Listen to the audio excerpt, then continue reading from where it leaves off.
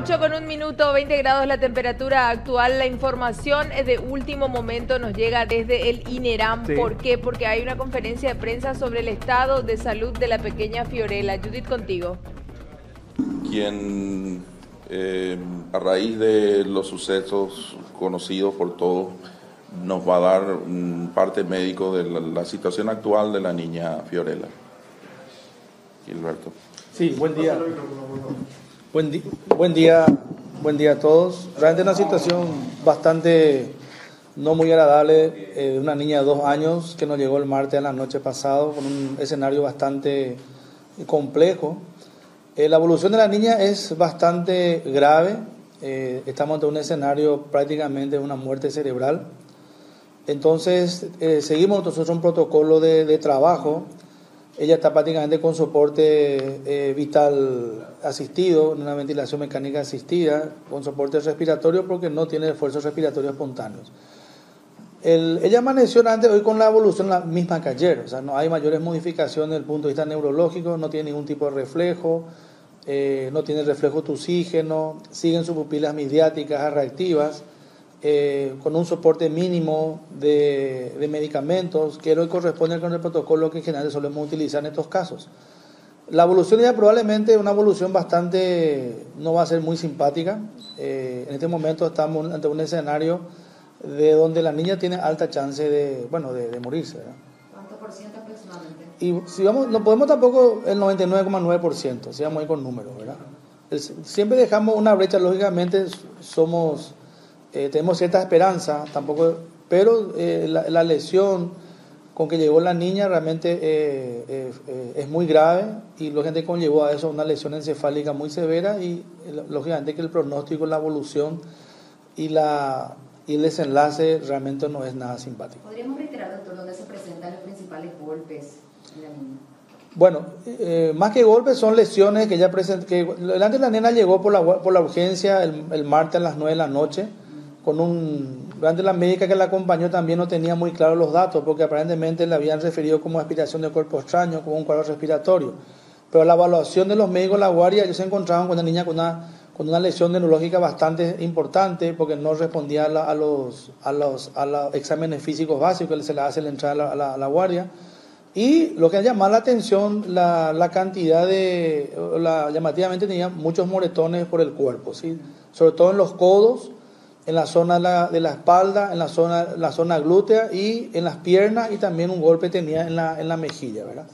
Eso podemos decir que son lesiones de moretones, o sea, si son atribuidas a golpes o no, bueno, eso está por verse porque está en manos de la fiscalía también. Y es una mixtura de lesiones, ¿verdad? Algunas aparentemente son un poco recientes y otras son un poco antiguas. ¿A qué podríamos atribuir el golpe en la cabeza o la lesión? Más bien, ¿podría ser provocado? ¿Qué se sabe? Y no podemos. Lo que tenemos que entender nosotros también de que frente a este escenario que tuvimos con la nena que había ingresado en ese momento y frente a la evidencia que se encontró en la guardia médica, es un poco atípico la situación de esta niña, ¿verdad? Porque al hacerle a la madre interrogatorio de por qué tenía esas lesiones, esos moretones, de cómo qué pasó con el golpe en la cabeza, cómo se golpeó, la respuesta de la madre no era muy consistente, ¿verdad? Entonces nosotros un protocolo allí entonces entra dentro de la sospecha de un abuso o un maltrato infantil, ¿verdad? Una sospecha de abuso o un probable abuso infantil porque el reporte de la madre no era muy consistente. La madre dice que supuestamente la niña se cayó de un tobogán. ¿El golpe que ella presenta podría darse a causa de esta caída? Depende de la altura del tobogán. O sea, son hipótesis que se plantean. Uno conversa con la mamá, ella dice que se cayó la hamaca, se cayó el tobogán, se cayó la cama, se cayó en el piso, se golpea incluso en el sanitario cuando ya estaba. Son hipótesis, realmente eso en este momento lo van a determinar eventualmente si hubo o no maltrato realmente con la gente de la fiscalía, ¿verdad? Ahora, ¿se puede decir, doctor, disculpe la insistencia, que este golpe, esta lesión se pudo hacer con un elemento contundente por lo que se puede...? Aparentemente no. No. Sí, o sea, puede ser una caída también, porque no. Los chicos son traviesos, son inquietos, sobre todo en la edad de 2 años, se pueden caer. Ahora, indudablemente, la magnitud nomás de la lesión que tiene la masa encefálica habla de que fue una caída o un golpe, porque no tiene fractura de cráneo, no hay fractura de los huesos del cráneo. Más bien lo que hay una hemorragia digamos, intracraneana. O sea, que se descarta entonces la posibilidad de que haya sido provocado. Mira una cosa, la pregunta que me haces es muy difícil responderte porque son todas hipótesis, ¿verdad? No lo puedo afirmar ni lo puedo tampoco negar, pero son varias hipótesis que planteamos. Justamente por esta situación estamos acá. Porque generalmente cuando tenemos un ingreso en terapia intensiva, muchas veces los chicos entran con moretones. Claro que sí, sobre todo a la edad de 2 años, 3 años, que los chicos son traviesos, corren, se mueven, se caen. Pero la explicación de los padres son coherentes cuando le preguntamos qué le pasó en la pierna, o de repente cuando tenemos un golpe en la cabeza, sí, mi hijo se cayó y le traen rápidamente la asistencia médica, ¿verdad?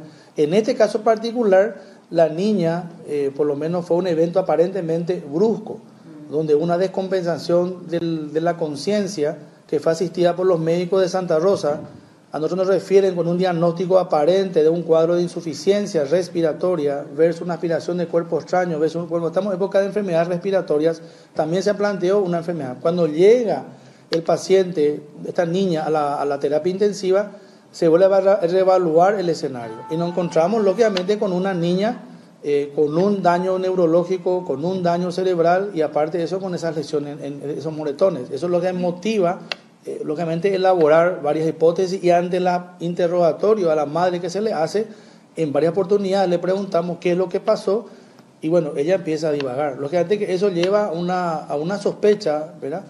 Y por eso justamente activamos un protocolo que tenemos y se le convoca a la fiscalía. Teniendo en cuenta que la madre discúlpame, hay una situación que realmente nos llamó mucho la atención. El hecho de la magnitud del daño encefálico, eso es un proceso inflamatorio y ese proceso inflamatorio normalmente causa una irritabilidad previa en la criatura. Posteriormente una serie de vómitos incoercibles porque comienza el edema que va teniendo, eleva la presión dentro del cerebro y esto es gradativo, no es tan brusco, ella llegó en un estado comatoso. ¿Por qué hubo esa omisión previa? Es lo que nos llama un poco la atención, porque ya llega al hospital de Santa Rosa en estado comatoso, no llega en una situación vigil y despierta a la criatura, sino en coma, igual ya es trasladada en coma a este centro. Eso es lo que nos hizo sospechar de que puede haber un maltrato infantil. La madre manifestó que la noche anterior tuvo convulsiones, en ese momento ya tendría que haberla derivado al hospital, evidentemente. Y bueno, es parte del proceso inflamatorio de lo que pudo haber tenido, que puede ser un golpe en el juego, como dice la madre, pero hay de todas maneras una omisión del debido cuidado, que no haberle traído a tiempo a esa criatura y hoy estamos lamentando esta situación. Claro, reafirmando por lo que dice el doctor Felipe, también hay que tener en cuenta que lo que llama atención también son son los moretones que tiene la niña, unos moretones bastante llamativos, ¿verdad? Que eso lleva lógicamente a hacer una hipótesis también que como médico pediatra no podemos dejar pasar, ¿verdad? Entonces ante esta situación también se planteó como diagnóstico médico de ingreso una sospecha de maltrato infantil. ¿La niña va a permanecer acá? Sí, por supuesto, claro, va a permanecer acá, va a permanecer. Realmente está con un pronóstico bastante ominoso, ¿verdad? No, probablemente en la próxima hora probablemente ella no creo que siga, ¿verdad?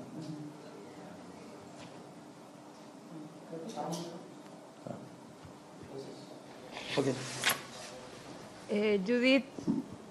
Ahí está la conferencia de prensa, tanto el director médico como el director del INERAM. Qué situación delicada, Judith, sobre todo porque sí se habla de hipótesis de que podría haber maltrato y lo que sí cobra mayor fuerza y tiene mayor solidez es de que hubo una omisión en la rápida respuesta que tiene que tener un padre cuando se trata de un accidente o dentro de la casa por algún golpe u otra circunstancia. Sí.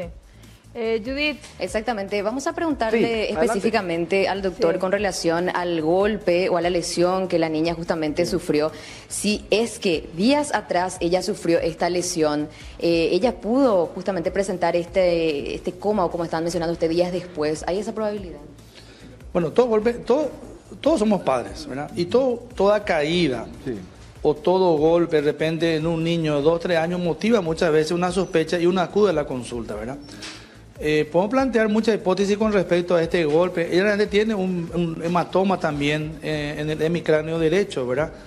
que corresponde a un golpe, caída, ¿verdad? Y bueno, eso puede haber ocurrido en ese lapso de tiempo, ¿verdad? También el chico puede haberse caído un día anterior, el día anterior haberse golpeado la cabeza o haberse tropezado, ¿verdad? Y golpeado inclusive por el piso, ¿verdad? Y puede generar una lesión así. Sería indispensable entonces que al momento sea asistida, ¿verdad? Esto bueno, podría haber revertido en el caso de que se diera un día después. Bueno, sí, totalmente. O sea, que por lo menos se hubiera minimizado la lesión cerebral si realmente se hubiera asistido a una consulta precoz, ¿verdad? Y se hubiera hecho el diagnóstico y sobre todo, no, eso corresponde también a los padres, ¿verdad? Ahí está Amalia, Diego, justamente lo que estábamos mencionando días ya atrás con relación a la omisión de auxilio, podríamos decirle, ya que la madre, ella misma en la entrevista afirmó que la niña ya estaba teniendo comportamiento raro, incluso estaba pálida hace unos días ya antes a lo que se dio lastimosamente, y también convulsionó la noche anterior, es lo que ella aseguró en la entrevista. Aún así no la llevaron a un centro asistencial. Judith, y en ese sentido, ¿se puede determinar la cantidad de días que la pequeña Fiorella en realidad estuvo en esas condiciones? O sea, ¿se puede determinar, el golpe fue hace 5 días, hace 8 días, hace 7 días o es imposible eso? Vamos a preguntarle al doctor, sí, disculpanos doctor por la insistencia en las preguntas, pero realmente todos estamos bastante conmovidos con este tema, queremos llegar a una conclusión porque realmente nos sorprende que una madre pueda ser la responsable en este caso, pero la pregunta de estudios es la siguiente: ustedes como profesionales, quienes la inspeccionaron, ¿pueden determinar hace cuántos días la niña se encontraba ya lesionada o no? ¿O eso quién tendría que hacer?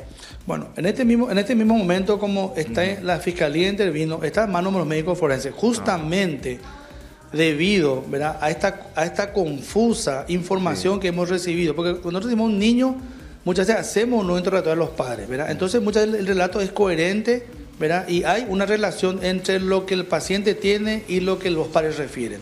A raíz de esta situación, justamente por la confusión del relato, porque si la madre hubiera dicho, mire, mi hija estuvo hace 2 días, ya estaba irritable, vomitaba, no dejaba de vomitar, ella de repente tenía episodios de alteración de la conciencia, claro que el relato es coherente, pero a raíz de eso, justamente ante estos datos confusos que nosotros teníamos, y tampoco la madre refiere en forma contundente, porque los datos ya aportan son muy dispersos, lo como con la Fiscalía.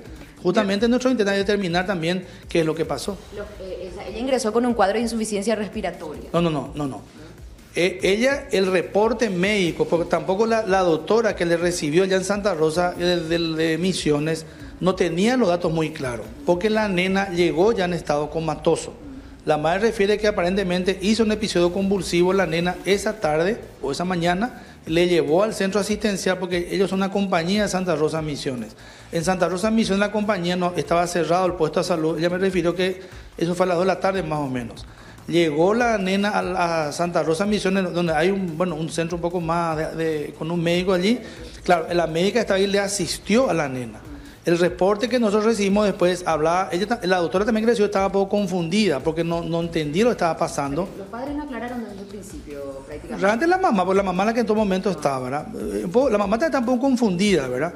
Pero en ese momento ella nos refirió al paciente como, ella sospechó una aspiración, porque una hipoxia brusca fue, o sea, una falta de oxigenación brusca, pero más iba con una alteración de la conciencia.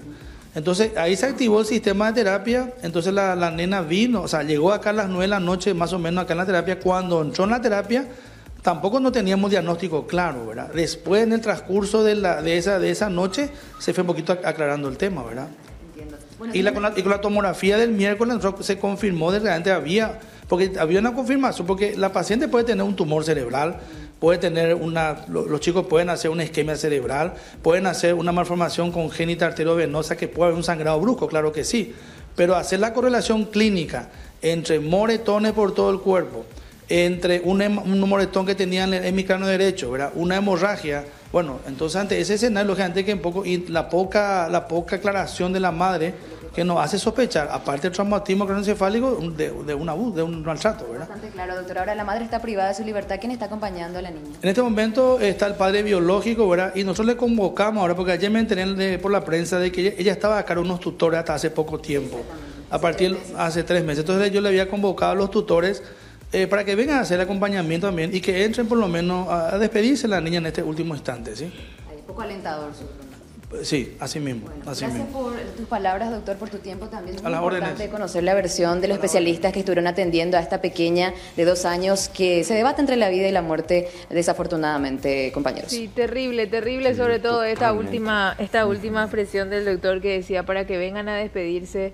Ayer nosotros, y vos también, Judith, le hacías la entrevista a Teresa, la vimos a una mujer sumamente humilde, de corazón noble, que se notaba que amaba a esta criatura como una mamá verdaderamente, la mamá del corazón, le podemos decir, de Fiorella. Muchísimas gracias al doctor por su tiempo, por quedarse nuevamente ahí con nosotros, y a vos, Judith, por esta entrevista que realmente nos trajo mucha luz con respecto al estado de salud de Fiorella. Igualmente, siempre tenemos que apelar a un milagro.